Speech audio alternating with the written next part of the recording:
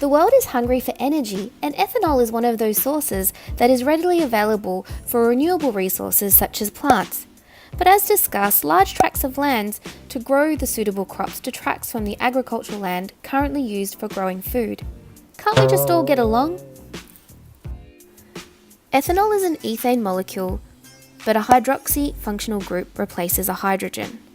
As such, this results in an imbalance of shared electrons between the oxygen and the hydrogen in that functional group. Oxygen, being highly electronegative, likes to hog the shared electrons. This leads to a much more overall negative charge around this region. On the other hand, the hydrogen has almost lost its shared pair of electrons to the oxygen and gains a much more positive charge around this region. This OH is known as hydrophilic, water-loving, as it easily forms hydrogen bonds with water molecules.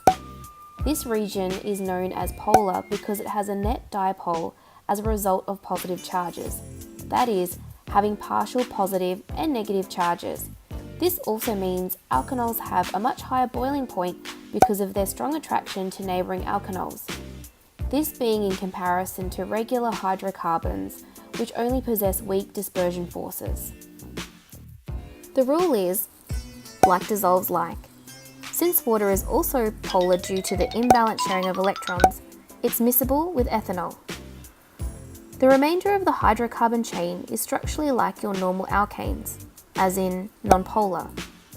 And these regions will dissolve other nonpolar substances like your regular hydrocarbons. So ethanol is great as a solvent because it can dissolve both polar and nonpolar substances.